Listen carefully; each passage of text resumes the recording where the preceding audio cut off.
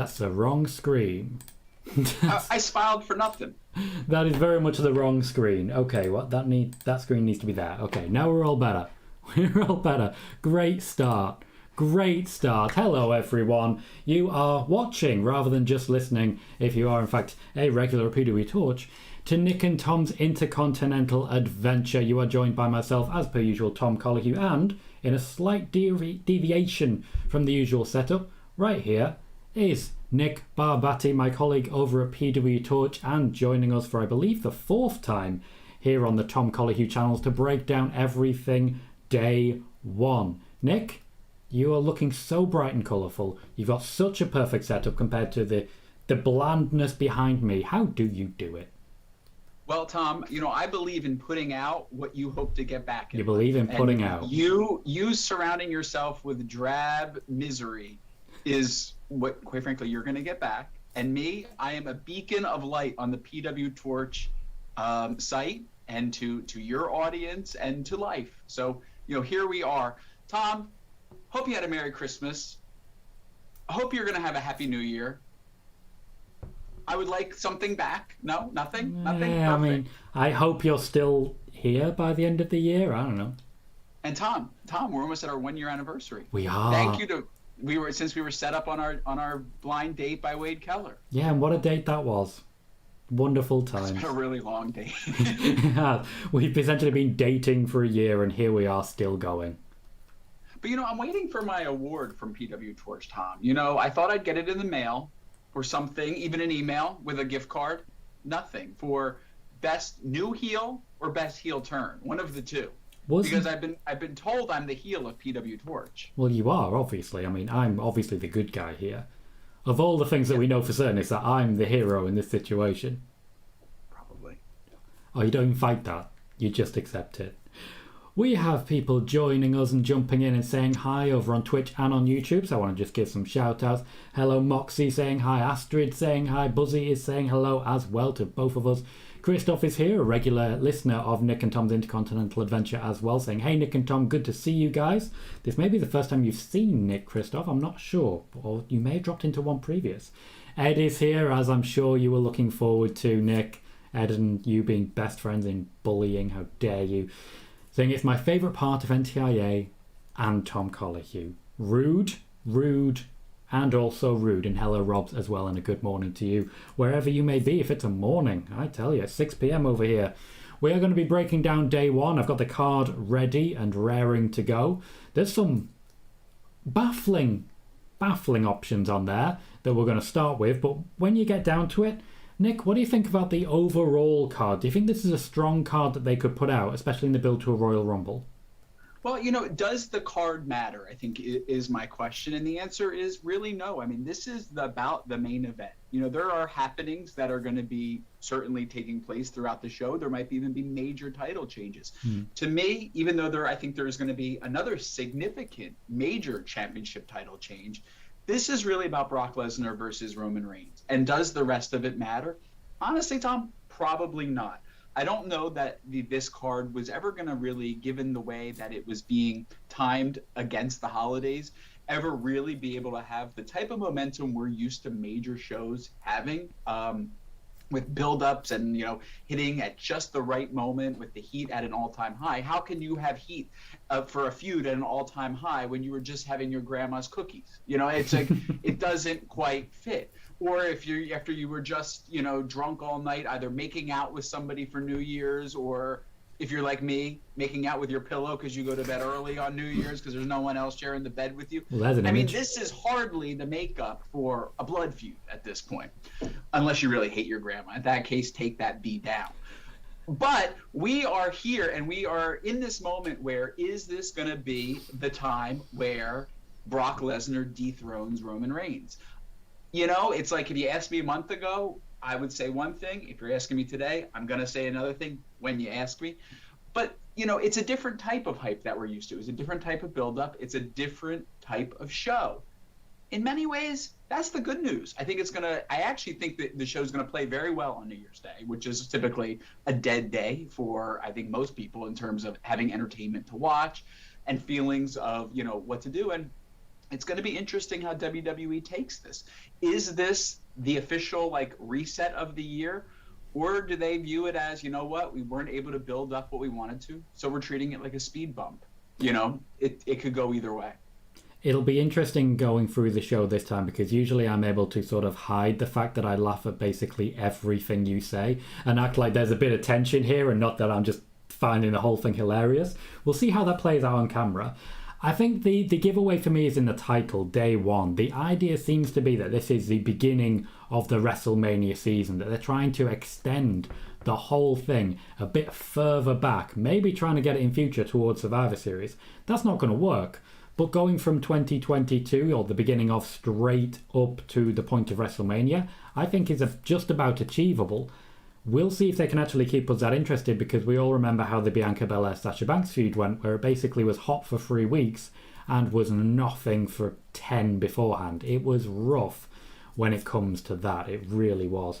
Ed is saying this looks like a fun card if the talent can actually participate. So let's briefly touch on that.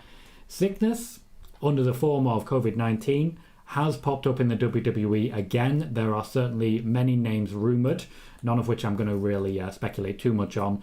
But also, I think it's fair to say that when it comes to the rumour mill, there is certainly a rumour as well that testing has stopped in the WWE, which means that they may be waiting for the all clears for Day One, but certainly for the Royal Rumble, there ain't no one dropping out of that, because even if you have COVID, chances are you're going to be in the match.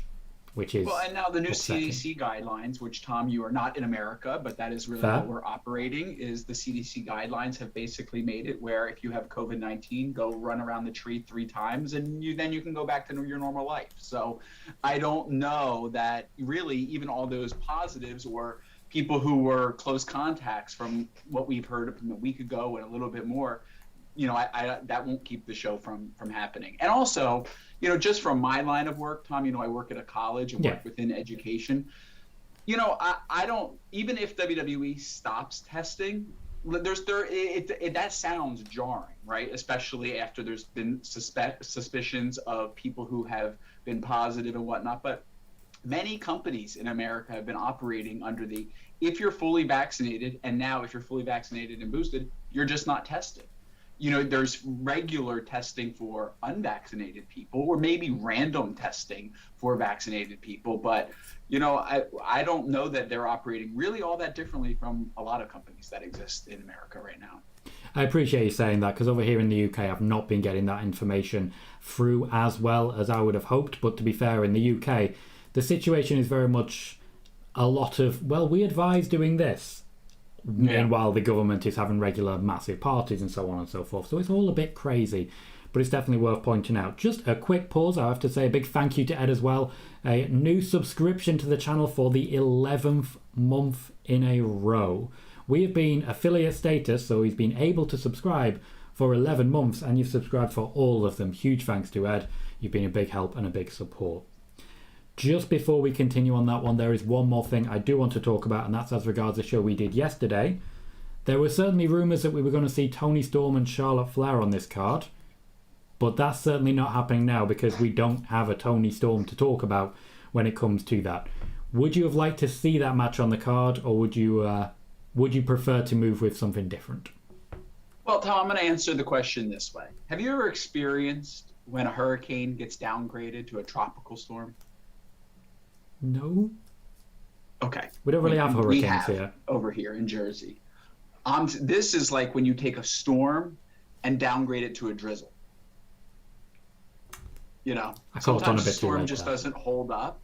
And I think that's what happened with Ms. Toni Storm. I think, you know, listen, there's an accountability factor that also has to be at play.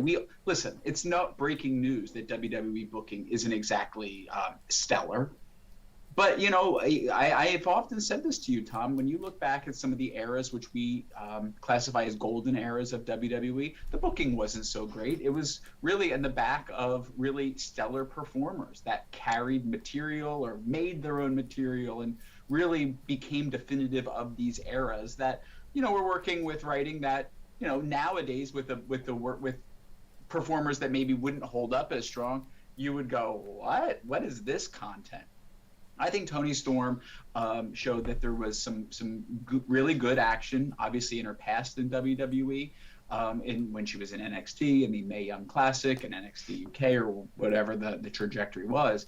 But there was something that happened when she came to the main roster. There was something that knocked her confidence, and it didn't just show forth in her promos. I mean, there was a real sloppiness in that first match with Charlotte Flair that read as not ready for television. And Tom, as I said to you, I believe it was last week on our show, when you have the blow off of the feud taking place on Christmas Eve, that tells you exactly where you are. You know, the fact that she was even given a blow off and a second chance is kind of, generous. But, if you were the booker and you saw what you saw, would you continue down that path? I would find anyone, if you are not, unless you're hooked up to a faulty lie detector test, that would say otherwise. I mean, you just wouldn't spend your own money on this anymore. She was mid-card women's performer at best. There were a lot of struggles that Toni Storm was certainly having on the main roster, and I do think it's telling that they gave her big match, the big championship match, was on Christmas Eve and it was pre-recorded. It was a very difficult position to be in and really showed the faith that they at that point didn't really have. Just to catch up with a few chats, we have Steve here saying, "What's up, guys? Hope you've had a great Christmas." Had a very good Christmas. Thank you, Steve. Welcome to the show. Christoph is asking the question, and I want to bring this to you, Nick. Given that WWE stopped testing, do you expect pushback against that policy from people such as Kevin Owens and Roman Reigns, who have been vocal about the situation not being to their liking in the past? Do you think anyone will push back at the decision to stop testing? Well, any people may push back. Listen, I'm not defending testing or policies. Don't hear me say that. What I'm saying is there is not a uniformity as it comes to testing in professional environments in America. There just isn't right now. So, yeah, I think you're always going to have people who are concerned that enough isn't being done. Tom, there's so much here in terms of an ever-evolving world with dealing with COVID that I think WWE really needs to be justified in its decision-making, whether it's in relaxing policies or having higher expectations of its performers. I mean, any professional decision that is made as it relates to COVID really needs strong defense behind it. Listen, it is easy to read this situation and say, WWE just doesn't want to have its major season ruined, so they're just not going to test. I hardly think that's the case. They wouldn't do it unless they had. I mean, their lawyers would clearly be vetting all of these policies, and it's kind of ridiculous to think that they wouldn't be. So there's obviously a comfort level moving forward, and until I feel like I get a suitable public statement on whatever their policies are, it's hard to make a full comment on it, other than to say you're always going to have people who are unhappy with whatever the standard is being set is. I think that's very fair. I think that's a very well balanced view, especially when you consider. Thanks, Tom. And by the way, you didn't let me finish. A guy asked you how your Christmas was, and you chirped back, and I didn't even get asked, Nick, how was your Christmas? Cool. So moving on. How was your Christmas, Nick? Did you have fun? That's personal. I don't talk about those things. How dare you? I do believe that's a very balanced view, especially when you consider that this is just rumour at this point. I know it's been reported by fairly reliable names, but we've covered in these channels quite often the rumour look back from Cage Side Seats and shown that sometimes everyone gets things wrong. That's just a situation. So we cannot guarantee it until the WWE makes a statement. We're going to leave it there as regards COVID talk because ultimately we do want to break into day one. A big hello to Adam. It's Macho T as well who've jumped in saying what's up and how's it going. Welcome everyone to the show and thank you for joining us. Moxie has asked a question and it's always very helpful that sometimes I'm not fully up to date with everything going on in wrestling, particularly if I'm streaming and given the time difference, so people do jump in and say, have you seen this, have you seen that? Moxie's given us a great segue there saying, did you see WWE has announced Ricochet and Cesaro against Ridge Holland and Sheamus? That is the match that's been announced for the kickoff show. Ricochet will be stepping into the ring alongside Cesaro against Sheamus and Ridge Holland. Now, I'm not entirely sure why Ricochet is involved in this one, but you know what? I'm just going to let it happen, just going to let it go, and say, who do you think's taking this one on the kickoff show? Sheamus and Ridge Holland. I mean, I think the kickoff shows used to be a time where it would be an easy, good, get everyone on their feet and cheer for a babyface win. I don't think that is the case here, and I also don't think it's the case that WWE's been operating with. I think when you look at a lot of people currently on the SmackDown roster, Sheamus might seem mid-card, but he's still treated with a little bit more respect than the typical. So I think when there's an opportunity to protect him, WWE often chooses to do so. And I think that that's going to be the case here. I don't know that there's still some long-range benefit of having Ridge Holland with Sheamus. That reads to me very much like when they paired Chris Jericho with like Lance Cade, or, it's like something of the moment. But Sheamus is still in the long term. He's a future Hall of Famer for them. He's someone that, I think will be a legacy performer for them. I saw your little eyebrow raised, Tom. Whether you like it or not, he is someone that they have really, he's been there for 10 years or more than that at this point. They're 12 years, 13 years. He's going to be here in another 13 in some capacity. He just is a legacy performer for them. And that's why this is going to be an easy win for him. The eyebrow raise was because I completely agree. Sheamus, I believe, is one of those that's heading slowly towards a Hall of Fame. And I do maintain quite slowly towards a Hall of Fame. Not star billing, as it were, but definitely Hall of Fame. He's been a consistent performer. He's been a world champion multiple times. He's someone that the WWE have got behind several times. I think he's been kept in reserve. Basically, if ever they need a top-level heel, he's right there. He's ready. He'd be a great first opponent for whoever dethrones Roman Reigns, for example, just to keep that distance between Roman and whoever comes next. And I think Sheamus is being protected with that. Ridge Holland has not quite had the same effect there. He seems more like he's going to be the sidekick, as it were, the guy there to take the loss. But he's had a bad start, and he needs to recover a little bit here. I think Ricochet is here to take the pin. I think they finally now started to protect Cesaro a little bit more, even though when it comes to Cesaro, they've never historically done so. I do think Ridge Holland and Sheamus take this one. I don't think the kickoff show this time is going to be all about making the audience feel good and hyping everyone up, getting them going. I don't see it happening. I think this time around the bad guys win conclusively, and possibly we all just sort of move on from there and see how things go, because I don't know if there's much life left in Cesaro and Ricochet versus Sheamus and Ridge Holland. Well, there's about as much life left in Cesaro as a broke down Buick. I mean, let's be frank. I think there's plenty of life left. I just don't think he's ever going to get booking to what a lot of people feel he deserves, and I feel in many ways he's at the level he's reached and he's going to stay there. I'm yet to see any particular reason, even during the feud with Roman Reigns, why he should be elevated higher. He didn't really grab the brass ring for me personally. Ed is saying that Sheamus versus Nakamura should be for the IC title at WrestleMania. I don't think Shinsuke Nakamura is going to be the Intercontinental Champion at WrestleMania. I don't necessarily think that Sheamus won't be involved, but I don't think Nakamura is going to be going to WrestleMania on the wave of momentum or with a championship, to be completely honest. Steve agrees, saying, with you guys, Ridge and Sheamus for the win. Ricochet and Cesaro don't seem to push that hard so far since the draft. However, a babyface win would set the tone for a positive start to the night. It would, however, I just don't necessarily see it. The tradition when it comes to kickoff shows is let the good guys win, let the crowd go happy.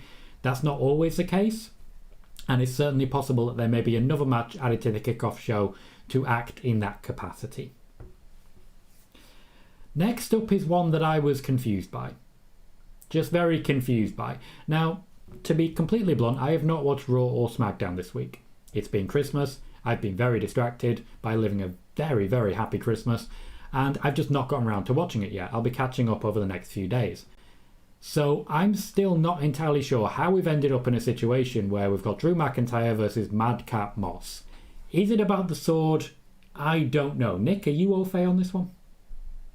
Well, it's not about anything other than Drew McIntyre. Drew McIntyre, I believe, is somebody who is going to be positioned with an important push behind him heading into WrestleMania. So, I think he, again, has been protected more than the typical. And now you can't have a show without him based on whatever is planned for him in the future. And it's time to, quite frankly, if you are going to pull the trigger on him having an important run of some kind, you got to start off the year with that. And sometimes that might come in a definitive win. Sometimes you see these matches that you just go like, wait, what? And then there's like the bait and switch and you're like, wait a minute, did Drew just lose to Madcap? I mean, this could give all kinds of, Chris Jericho. I'm throwing back to Chris Jericho quite a bit today. I loved him. I used to have an action figure of him around me. But Chris Jericho, when he lost to Fandango at WrestleMania, I mean, there's these times where you're like, well, how did this match? Wait, what?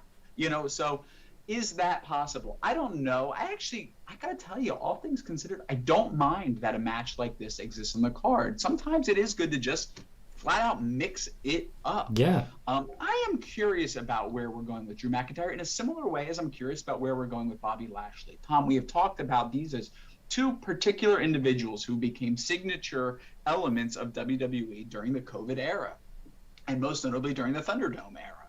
So they seem like they're in a particular lane of, we owe them appreciation, we still want to protect them, we understand people are sick of them. That's the lane it seems like they're in. So at what point do you then cross them over to say, we're giving it an old college try again? And I think that Drew is going to be pushed a little sooner than maybe Bobby would be. I don't know, all things considered. But this seems like it should be an easy win for Drew. And I think it will be. I think there might be a storyline after the match. Again, another speed bump for him to get over, with him then going after Baron Corbin at Royal Rumble, or just having an inner Rumble dynamic between those three. But right now, I think Drew McIntyre as an easy win. Completely agree. I think Drew McIntyre versus Madcap Moss is tailor-made for Drew McIntyre to take the win, but it does give Moss a chance to actually show he can do more than just make dumb jokes, which has really annoyed a lot of people at this point. I think it gives him a chance to actually wrestle, because I've seen Madcap Moss so far on the 24/7 championship division just rolling people up. I've seen him on Raw Underground just rolling around with people on the floor. I haven't actually seen him wrestle much. I'm at least a little bit interested to finally get him in the ring with someone who will sell for him, who will give back, who won't just absolutely destroy until the last 5 minutes or so, when he will just absolutely destroy. Drew McIntyre for me should be winning this. He is definitely, it's several tiers above. But the storyline for Drew is Baron Corbin. That's definitely where we're headed. Corbin versus McIntyre. Madcap Moss is a spoiler, he's a sidekick, he's just there to get in the way. I don't necessarily think we're going to see this as a match at the Royal Rumble, though we have seen Roman versus Corbin at a Rumble before, so it's certainly possible. But I do think it'll be Baron Corbin eliminating Drew McIntyre from the Royal Rumble, leading towards either a match in February, depending on what the WrestleMania plans are, or long-term going right into WrestleMania. Don't necessarily think they will. I think they'll be wrapped up beforehand. But this for me is the beginning of Drew McIntyre reclaiming the top level, as it were, because since coming to SmackDown, he's just been sort of messing around lower down, and that's okay. That's absolutely fine. Mm-hmm. Moxie has said, Tom, I think if Drew squashes Madcap Moss, then Drew will face Roman at the Royal Rumble.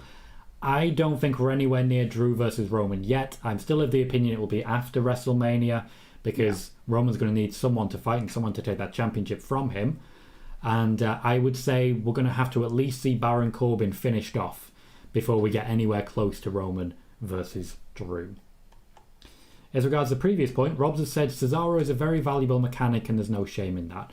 I do agree. I don't think we can be unhappy with the level Cesaro is at. You can be too reliable, though, and it means the WWE essentially give up booking you higher. I think that's what's happened here. No, that's not what happened here. He had the chance and he underperformed. Don't talk it away. I'm not trying to talk it away. I just think he's one of those where they're not going to push him higher because they're just happy with the spot he's at. Yeah. I think the only reason he got that championship match, and yes, he did underperform, I agree there, was because he had a contract to sign. That's possible, but he had a strong program with Seth Rollins, which at the end of the day turned out to be Seth Rollins carrying it a lot more than anybody realized in the moment.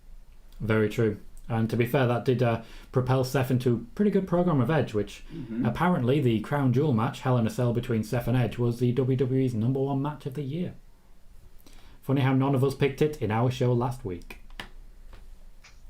Adam has said, do you see a double cross happening at the pay-per-view? Adam, I'm going to wait for a little bit later. We will be talking about matches as we get to them, and we'll see if that comes up.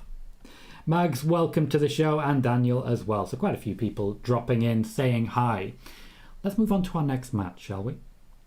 I want to talk about RK Bro, a favourite of yours, I know, Nick, for quite a while now. They're going to be taking on the Street Profits, who won the RK Bronament.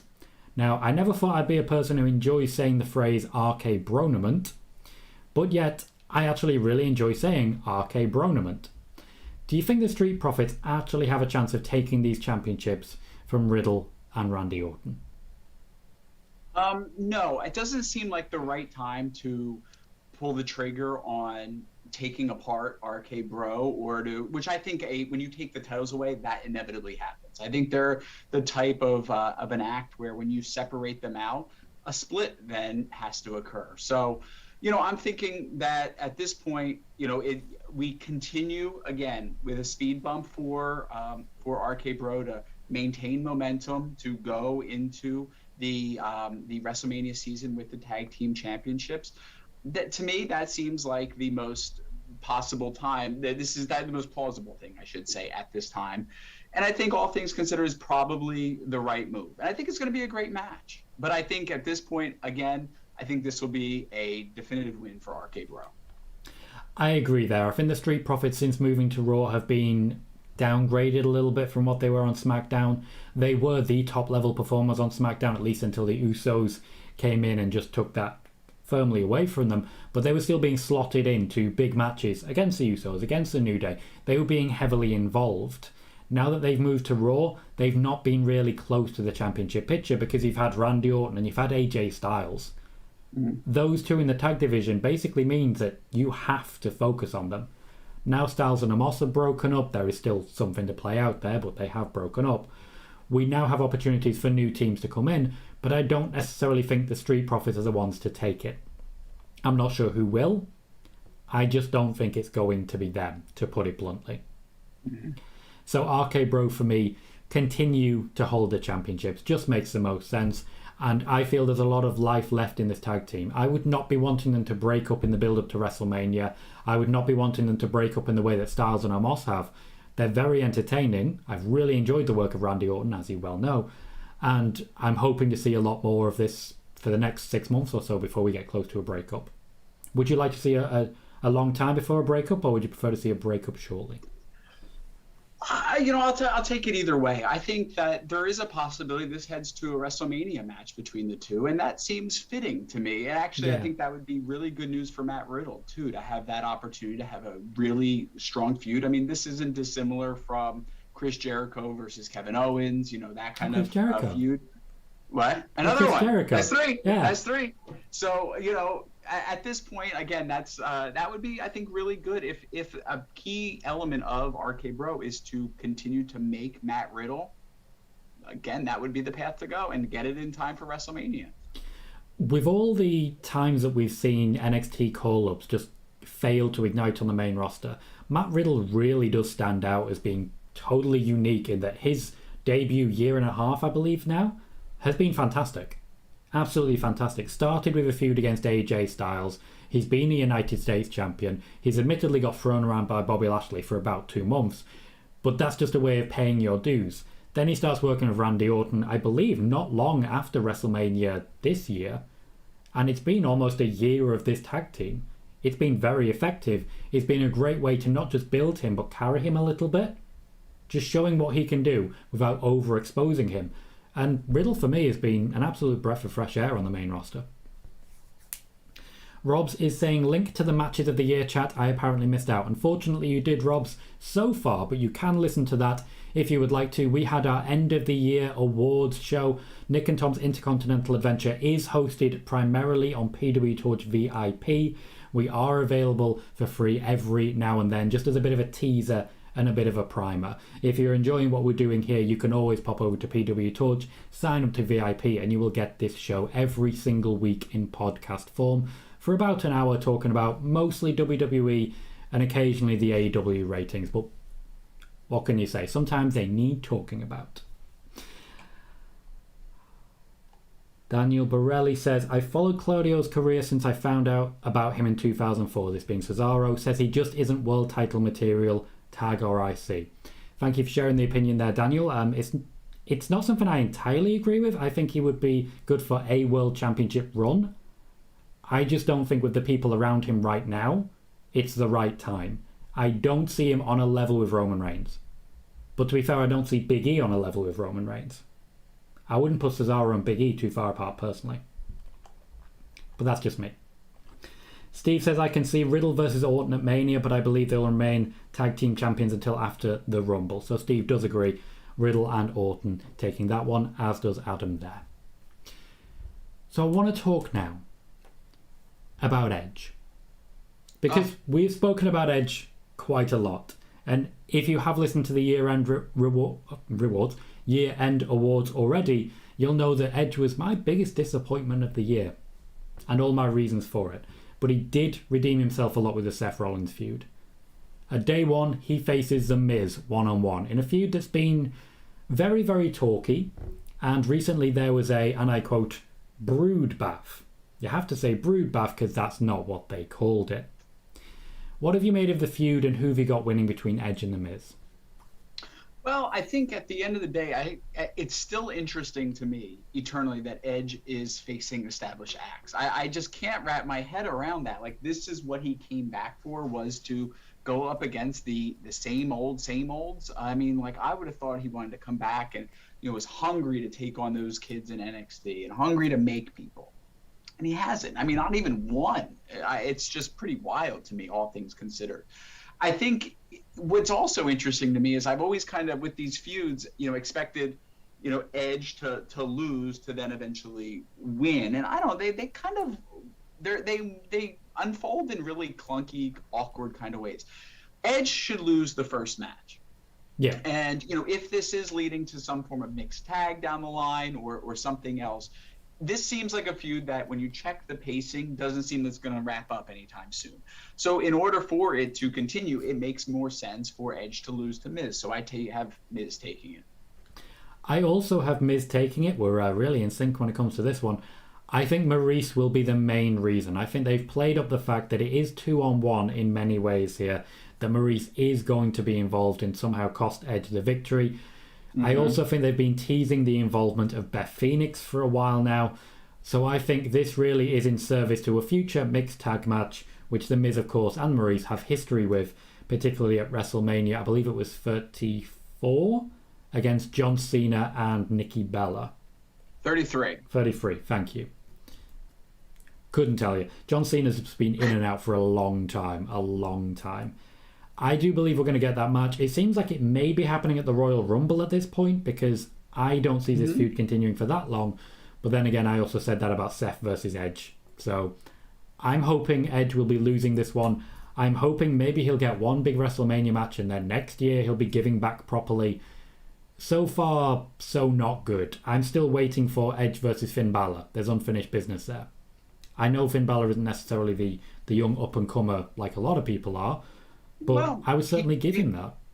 Yeah, I think he counts, though, with it. I mean, someone who really could benefit from the use of Edge.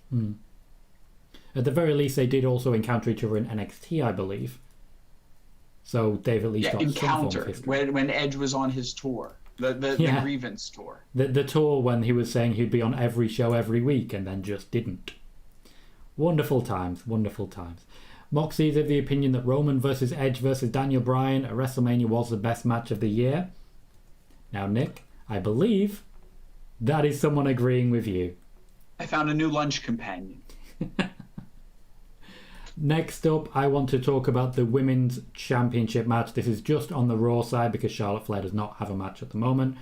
It is Becky Lynch defending against Liv Morgan. It is another match after Becky Lynch essentially cheated to win and escape the last encounter. Now, it seemed pretty obvious that we were heading in that direction. Liv Morgan has impressed in the chances that she's had, and they did have a very long, very enjoyable match on Raw in the main event a few weeks ago. When it comes to this match, I'll start off just for a bit of variation. I don't think Liv Morgan is coming away with the championship. I don't think she's even getting close. I think this will be the Roman Reigns match. In that Roman Reigns, we keep expecting a moment where he cheats and escapes, but he doesn't. He just wins. And Becky Lynch has had her moment where she cheats and escapes, and this time round, it's going to be a clean win. Becky Lynch putting down Liv Morgan for whatever happens next and preparing for the Royal Rumble. Becky Lynch for me doesn't so much steal this one as take this one conclusively. Your thoughts, Nick? Well, I think there's still middle ground in what you described. I mean, you're kind of doing the stacked 'em, pinned 'em kind of thing. I think there's still a effort to leave with respect being put on Liv Morgan's name. And this is about establishing Liv Morgan. So, yeah, I think it will be a clean win for Becky Lynch, but I don't know that it's going to be some kind of definitive, like a Toni Storm style loss. I don't know that it's going to be that. Liv Morgan, I think, we've all heard, has been a key element of Becky Lynch coming back the way that she has. And you don't risk all of that goodwill and all of that, the money really on the table for a face return of Becky Lynch just to kind of like give up on it and just let it be like a definitive ending. When Liv, I think, is an example of someone who's held up her end of the bargain. So, I do think that it would be hard for me to wrap my head around Becky losing the championship right now. I mean, there is some mirroring, I think, through the Roman Reigns title reign. And so I'm saying no to the immediate loss right now. But Liv might be someone who comes back again, or might even be someone you look at moving over to SmackDown in a loser leaves town match or something eventually to put her against Charlotte, because Charlotte's obviously working with a very, very shallow pool of competitors over on SmackDown. So yeah, Becky keeps the championship with a clean pin. I agree on or submission. I'll do a submission. To be fair, it's Becky Lynch. Yeah, submission works as well. While she has been using her. Was it manhandle slam, she calls it? Finisher for a while. The what is she? Armbar. Yeah, the armbar, basically. The disarmer. The disarmer, that's the one, thank you. The Fujiwara armbar is the standard, and I do feel it would be nice to see, while she's comfortably winning matches with the manhandle slam, she can at least be pushed a little further to the point she has to go back to the old submission. I think logically that tells a good story. And I think Liv Morgan's one of those who this time next year will be in a much stronger position, starting with her showings over the last few weeks. Becky Lynch has been a big help to Liv Morgan, but Liv Morgan has impressed in the time that she spent in the spotlight, as it were. Christoph is saying, talking about Edge, I remember him visiting NXT a year ago and saying, while WWE was focused on the E, NXT was much more about the second W, and that he liked that. Those were the times. Yeah, those were the times. Do you believe that we actually had those moments, considering what actually followed? It's insane. It feels like another world. It really does. Ed is suggesting that Liv wins and then loses at the Rumble, so we actually go with a full championship swap here. I'm not sure on that one, Ed. I don't feel that Liv's going to touch this championship, though there is still plenty of time for a championship to formally change hands. I just don't necessarily see it. We have 2 matches left now, both for top level championships, and I want to start with a chaotic one. The one that could have many different finishes, at least from where I'm sitting, but all involving some specific story being told. Big E will be defending the WWE Championship against Seth Rollins, Kevin Owens, and Bobby Lashley in a fatal 4-way match. This means automatic no disqualification, which I'm very happy with when you consider it's Kevin Owens who likes to build and it's Bobby Lashley who likes to destroy. This means it's just going to be rampant anarchy. I'm very excited for the match, but when it comes to the finish, I'm not so sure. Nick, who do you think is taking it? Well, this is going to be the big championship title change of the night. Seth Rollins will be, in fact, winning the WWE Championship in this match. I think he's going to pin Big E. I think it's going to be a car crash. I think there's going to be a lot that you can then eventually describe and say that is all compiled. What took down Big E? This isn't going to be the ending of the Bianca Belair championship reign. Certainly not going to be the end of the Kofi Kingston reign. I think WWE is playing this well. I think we do need a heel with the championship heading into WrestleMania. In this case, I think Seth Rollins is not only just the right person, it's the right timing for him, all things considered, to go get out there and be that champion. things seemed much stronger, certainly than they were this time last year when he wasn't even around. But then even when he initially came back with that real cartoonish character, some of that has been scaled back. The menacing, really diabolical elements of him are there. And I think what we're going to see is just a full-throated, WrestleMania season with Seth Rollins as champion. I think Big E at this point can lose the title. I mean, there is no signature feud waiting for him in the wings at this point. That would have been his eventual match against Roman Reigns. We've had that. Yeah. So now we are going into a WrestleMania season where there's really nothing tangibly exciting, waiting for him on the other side that I see. So at this point, I think you can. The cake is baked in a really strong way for Big E to absorb the loss, to be able to talk it away, but yet still walk away with Seth Rollins being, in many ways, the undisputed WWE champion. So I think that's the path to go. I think he's earned it. It seems to overall make the most sense, and it kind of is where everyone else kind of leaves unscathed. This is a trajectory that we've been talking about quite a bit on Nick and Tom's Intercontinental Adventure over on PW Torch. I always stumble over that word, Nick and Tom's Intercontinental Adventure. I always stumble over that when I got called out for it yesterday. When it comes to the plan, as it were, Seth Rollins as champion makes the most logical sense for me. Completely agree. I feel that honestly Big E should lose the championship now, just to guarantee he's chasing going into WrestleMania. I think Seth Rollins is a perfect guy for it. I think the fact that we haven't really seen a lot of Big E versus Seth Rollins is very telling. We've seen a lot of Big E versus Kevin Owens. We've seen quite a lot of Big E versus Bobby Lashley, just a little behind the scenes, as it were, a little while ago.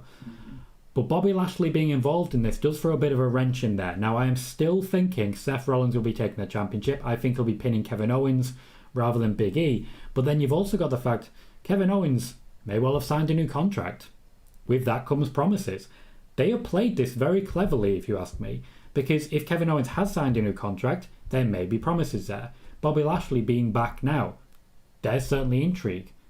I do feel there are legitimate reasons to think that everyone in this match can pick up a win, and that's just very exciting booking, which is not something the WWE has done fantastically over the last few years. But every now and then you get this match where it just feels like this is the right thing. When Seth and Becky were moved over from SmackDown to Raw, it was to rule the roost. It really was. And it was very clear from the off that they were going to be doing that. Logically for me, we go into WrestleMania with Becky Lynch and Seth Rollins as the top champions on the Raw brand. It's the only thing that makes sense to me. I feel that Bobby Lashley will be going against Damian Priest somewhere down the row. I'm not sure what's going to happen with Kevin Owens. I don't feel maybe they planned too far ahead just in case. We'll have to wait and see. But I do think we are going to get at WrestleMania Big E reclaiming the WWE Championship from Seth Rollins. That starts now. And this is one of the reasons why I think the Day One moniker is... This is Day One of Seth Rollins' championship reign. Day One of the WrestleMania season. As you say, the season would be of Seth Rollins as champion. We have a few differing opinions in the chat on this. Corey, welcome, and Ed both believe that Kevin Owens wins. Ed is not even sure Seth is going to be in the match, given the current situation. Moxie believes that Seth wins by pinning KO, same as we do with that one. Buzzy is saying what they do with Bobby Lashley will be interesting, considering that they seem to be teasing a face turn. Now, they have done this. There are certainly some teasers there. There were also a bit of teasing in the weeks beforehand.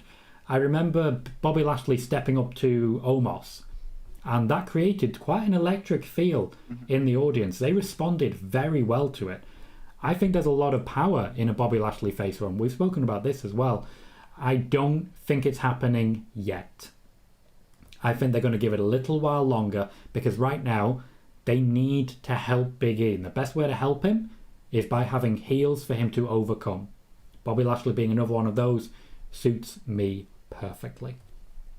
Steve says we'll be rooting for Kevin Owens, but believe Seth will take it. Feel like a one-on-one with Seth and Big E will happen either at the Rumble or at Mania. I completely agree there. And Cade as well saying Big E undoubtedly retains. So there are quite a few disagreements here. That's quite an interesting one. Pratik has jumped in and said Omos wins the men's Royal Rumble match. Don't see that one personally. He seems like one of those that's going to be like the Big Show. Who can possibly get rid of this giant? oh, that guy can. You know? I remember Braun Strowman's first Royal Rumble. Baron Corbin eliminated him. It wasn't anything particularly special. It just ended up happening. I always find those things very entertaining. As we've got a slightly different audience today, Nick, would you like to see the Bobby Lashley face turn sooner or later? Sooner, I guess. Here's how kind of when we're talking about where do we think the long-term trajectory, let's talk about WrestleMania season and beyond. I actually think what we're headed to at WrestleMania, when we look at the WWE Championship match, is a babyface AJ Styles going up against a heel Seth Rollins for the WWE Championship. I think AJ Styles will win the Royal Rumble, is my prediction. And I think that that's a great feud to build to. I think that it would, quality-wise, I think it's going to, again, as we have talked about in the past, ironically, when we talk about Roman Reigns carrying SmackDown, Becky Lynch really is carrying Raw. And I don't think the WWE Championship match needs to. I think you can have a high-quality work rate match. And obviously that match will carry what it needs to. And Seth Rollins, as the star, a real true-life star, carries a lot of that for them. But I think you can take a little bit more risk. And listen, while AJ Styles doesn't fit the bill of some young whippersnapper who's coming in there and winning the championship, he is a superstar quality performer and something who, Seth Rollins might say, that's who I want at WrestleMania. We need a proper match. It's been years. And even then, we've never had a proper feud. So I think that might be where we're going. What's on the other side of that, though, for Seth Rollins? And I think you can do a heel Seth Rollins against a babyface Bobby Lashley. I want all of this to come in its time, because I think what's interesting about this year is for many of these wrestlers, there seems to have been a pause button that has been hit to say, like, let's get to the new year. Let's get to Royal Rumble season. But you can't have too much whipping around at the same time, where then, like, it just seems like everything is just moving in a Crash TV kind of way. Yeah. So I would say that my hope is that Lashley turns when it's the right time and the right situation for him to turn, just as the same way as I think Drew has a heel turn in him as well. These things all can't happen in the same week. Or maybe they can, but they're not the most effectual that way. So, what again is interesting is, like Drew, I don't know what is waiting for Lashley at WrestleMania. I mean, you go back to last year, this was the WWE Championship match, included both of those individuals, Bobby Lashley and Drew McIntyre. And here we are, 10 months later or 9 months later, with the dawn of WrestleMania, coming up through the window. And yet you don't know what it means for either of these individuals. I don't know. I mean, there's just a lot at play here. We'll see what happens. I'm glad you covered most of that. When it comes to Bobby Lashley particularly, he's in a very different place now than he was a year ago. He does seem a little bit adrift. I'm glad they've added him to this match. I think he'll add a lot. But I think if they didn't add him, it would also be absolutely fine. It would make sense. Same with Drew McIntyre. They are a little bit bereft of guidance, bereft of direction at the moment. That's not necessarily a bad thing. There's been a lot of focus on them and everybody takes their turn. But at the same time, they do lose quite a bit of the momentum from that. I do specifically want to touch on what you've said about AJ Styles there, though. We examined on the Tom Colohue channels, as it were, quite recently, the potential winners for the Royal Rumble, looking at the betting odds, particularly the betting odds and the favourites. Everyone except one person in the top 5 or so on each side had storyline reasons to be there. Brock Lesnar, The Rock, Sasha Banks, Bayley, currently the favourite for the Women's Royal Rumble. The only exception was AJ Styles. He was third favourite, equal with The Rock at the time I recorded the video on that. Now, I haven't tracked it since, but it's very, very interesting that you literally have someone with no storyline connection to anything getting a hell of a lot of money put on his back. I've always been a big fan of both of these men, Seth and AJ. I was always very much looking forward to the point at which they feuded, because I always felt this is probably one of the best matches the WWE main roster can actually deliver. We did get it, one match at a Money in the Bank, I believe 2.5 years ago, and it was very, very good. They can do better. I feel we could get something like Styles versus Cena from this. So what I'm trying to say is, don't tease me with that. if you're not going to let me have it. I do think AJ Styles has a very, very good chance of winning the Royal Rumble. Just looking at those odds, he's definitely my personal favourite. Just based on that. Because why would there be so much money on someone who has no reason to be there if he's not at least going to be involved? Now, of course, we're hearing rumours, there's big plans for AJ Styles. I'd be very happy with AJ Seth at WrestleMania. Yeah. Oof. Now, Kay believes that Brock Lesnar will win the Rumble. He is the favourite for the Men's Royal Rumble, mostly because of the connection with Roman. Steve says, think Brock will be the one who eliminates Omos in the Rumble. I wouldn't mind having that one-on-one. I just don't think Brock's going to want it per se. In fact, there's quite a lot covering here. Pratik says, would you like to see Veer Mahan win the Men's Royal Rumble and challenge Big E at WrestleMania 38? Just coming from me, no. Nick, your opinion? Stop. Cool. I'd just like to see Veer Mahan actually arrive, personally. I think that's probably a good start. We'll see how it goes from there. We really will. But to talk about our main event, as is always our main event, the Universal Championship match. Roman Reigns and Brock Lesnar at Day One, ahead of where we expected, ahead of the Rumble, supposedly a planned match for WrestleMania if you believe certain faces in the rumour mill. This is a lot earlier than I expected. We've been in complete agreement so far for all of this. I suspect we may be for this as well. Nick, who have you got? Oh, well, let me answer a couple other questions first. Go ahead. The how and the why and the where, okay? So if this took place 2 weeks ago, I think it would have been a brilliant move to have Paul Heyman, or even like a week ago, whatever, to have Paul Heyman have double-crossed Brock Lesnar and had this all be a ruse and have him, actually still be with the bloodline and still help Roman Reigns win. Yeah.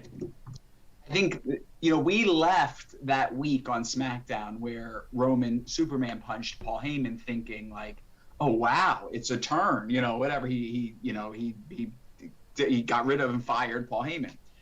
Then enough time goes by where people begin catching on of, oh, wait.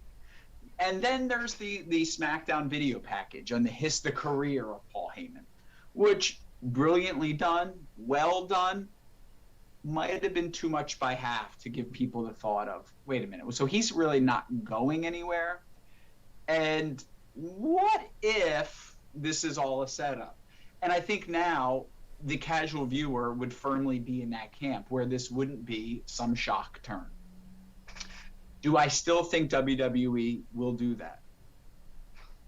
Tom, I do. I think if you close your eyes and think that, in 6 months, do you see Paul Heyman with Brock Lesnar? I don't.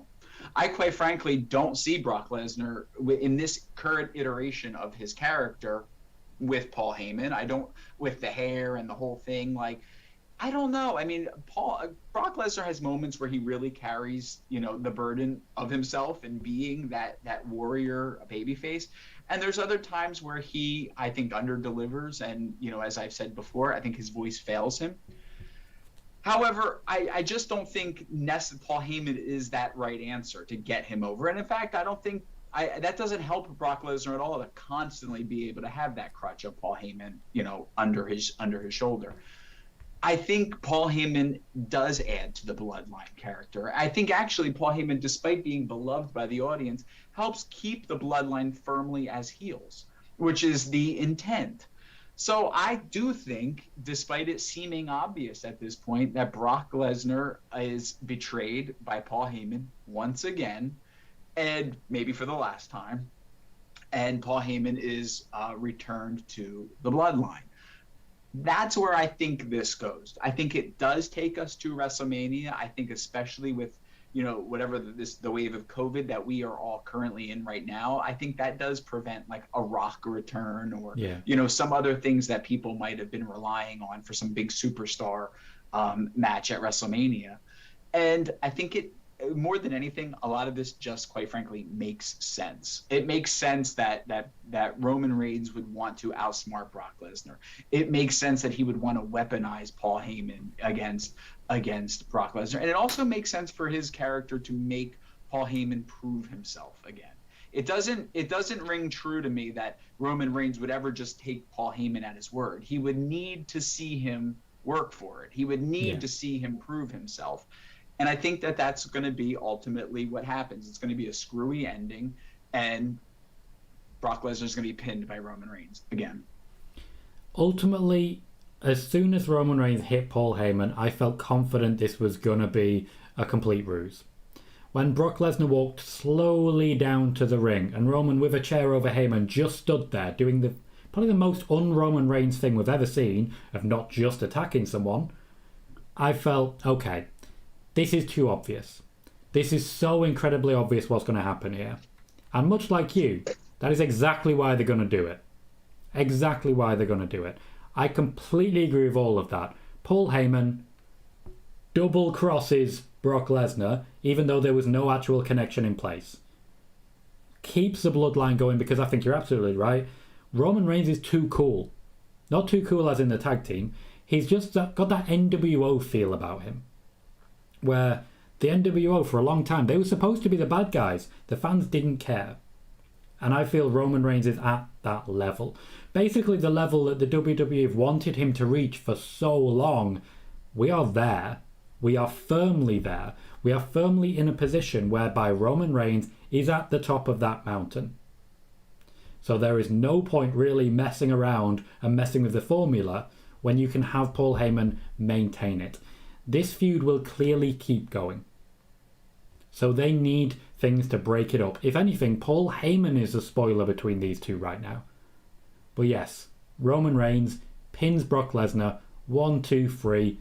The babyface, in this case Brock Lesnar, keeps going towards WrestleMania, probably for the main event. And by the main event, I mean the actual main event of WrestleMania. The third time Roman Reigns versus Brock Lesnar has main evented WrestleMania, and the first time with this dynamic when I think Roman Reigns will actually be winning. Well, Tom, too, with Roman Reigns in the current championship reign that he's in, it is so significant that it needs to be almost like where you as a viewer in advance can come to resolution that it's ending. Yeah. Day one as a unestablished show, do you really want to end this epic reign on that?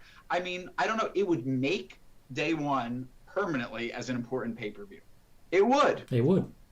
Okay, but let me just say, we don't have New Year's Revolution anymore, and that was the pay-per-view that Edge cashed in his Money in the Bank at. So, what I would say is, yes, that was a huge moment in history. That was a moment that we all can remember vividly. But is it worth it here? I mean, is it really give away such a big happening at a time when, I don't know, it doesn't feel like as a viewer you've been prepared for it. It doesn't feel like we are all entering into this, where obviously you don't want it spoiled in advance, but as a viewer you want to kind of anticipate that something major of importance is going to be happening here. And it doesn't read that way, especially with the break in the holidays and whatnot. I mean, there's too much momentum gone where it feels like you're heading to Endgame. And I think Endgame is at a later date. I don't think they can get it to WrestleMania with Steam. I don't. I think that would take a Herculean effort to not only keep people caring, but keep people caring about Brock Lesnar. Because if he does this fade in, fade out routine, WrestleMania season is when people turn on that thing. It's when they just say, like, enough. We want the people who are in, day out.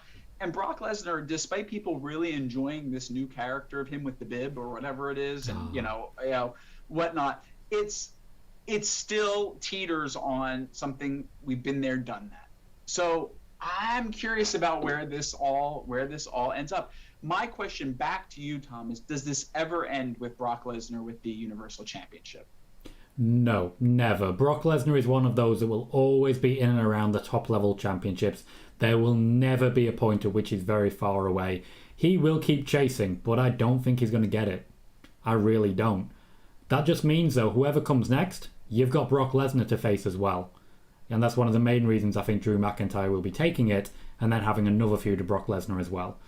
Brock is one of those where he is going to vanish again. He's absolutely going to do that. So he shouldn't be always in and around championships. I want to see Brock versus Sheamus at WrestleMania. That's my preference. I want to see Sheamus get that opportunity. But it's not going to happen. It's got to be Roman, because ultimately, what else is there right now? The way I see it, Brock will not be winning the Rumble. I don't think so, because he's one of those where if he turns up in March, he'll still end up in a championship match. Whereas you could potentially create a new star, or you could potentially give us something we weren't expecting. I don't think we're really expecting, for example, AJ Styles. But when it comes to Brock Lesnar, I want to say it's too on the nose, but I literally just did a whole speech about the obvious thing being exactly what the WWE are going to do. So I can't really predict it at this point. Yeah.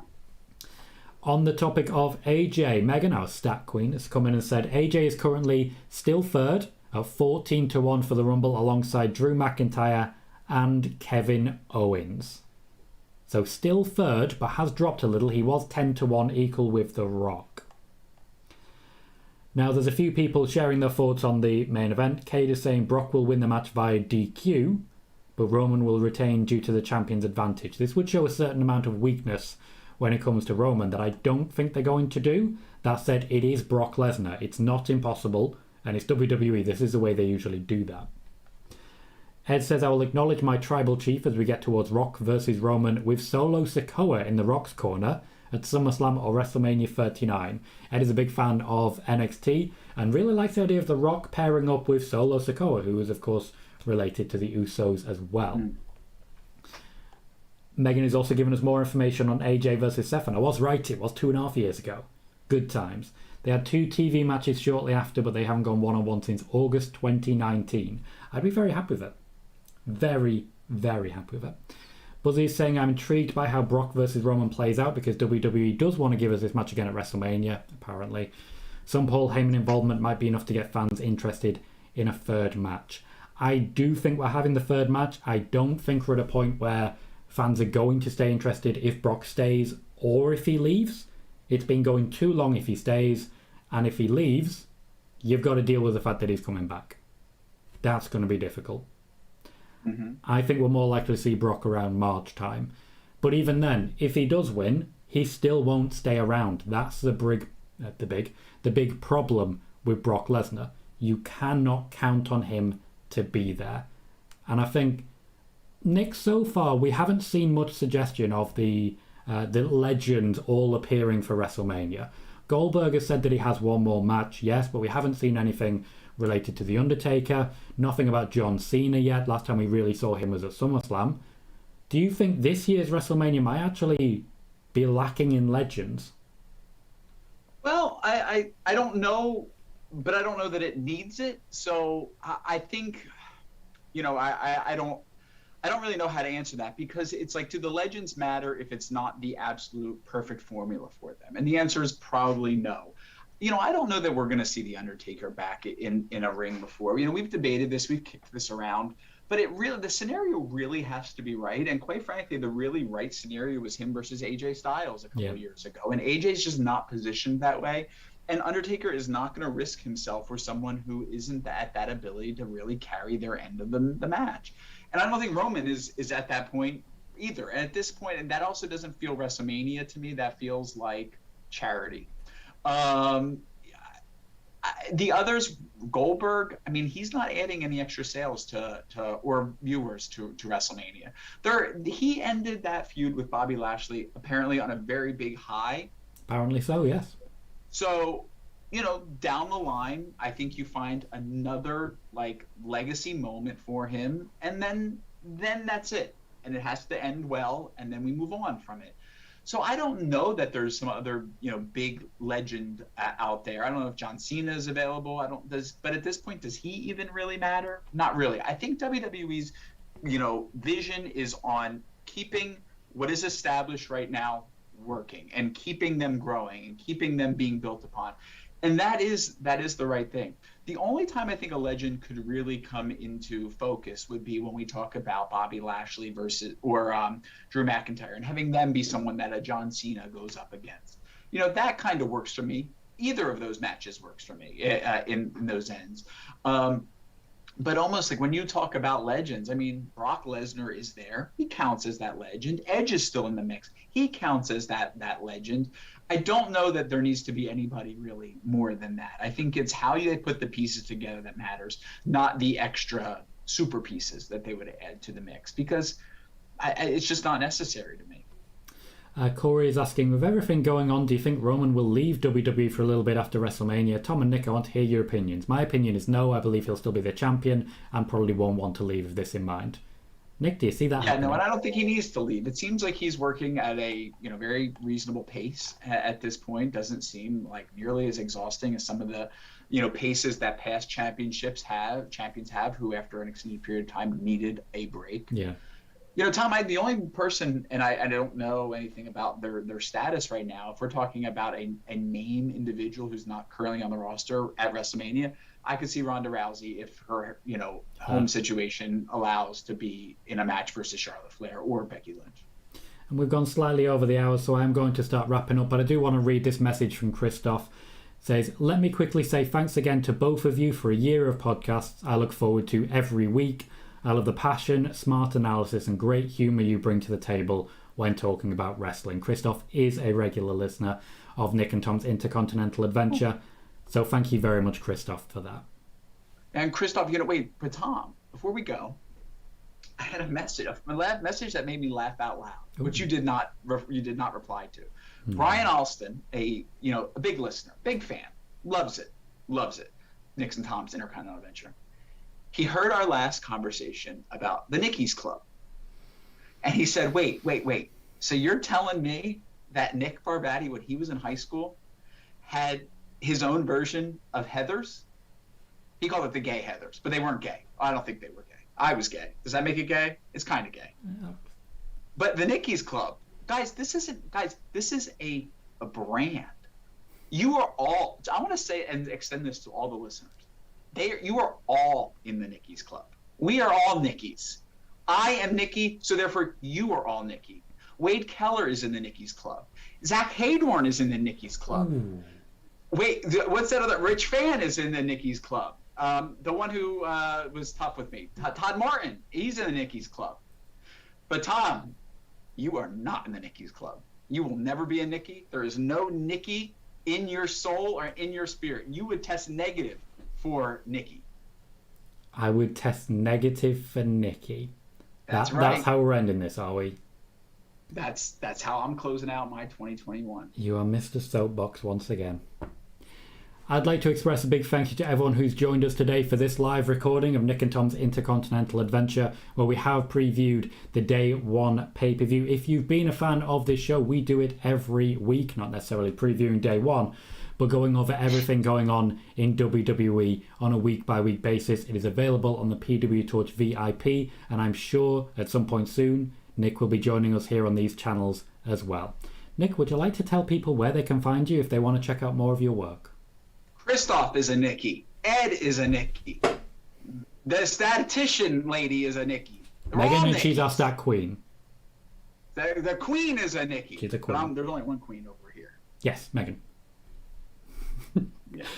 So he doesn't want to say that, doesn't want to say where to find him. But I am Tom Colohue. You can find me on Twitter at COLOHUE, and you can of course find me on YouTube and on Twitch under Tom Colohue. We are currently on a mission to try and get to 800 subscribers on YouTube by the end of the year. I know that only gives us one more day, but we are on 791, so very, very close. Thank you everyone who's joined us today and everyone who will join us over the course of the next few days for Nick and Tom's. I've been Tom Colohue. This has been Nick Barbati over there. And thank you everyone. See you soon. Sean is a Nikki. Nick is a Nikki. We are all Nickies, Tom.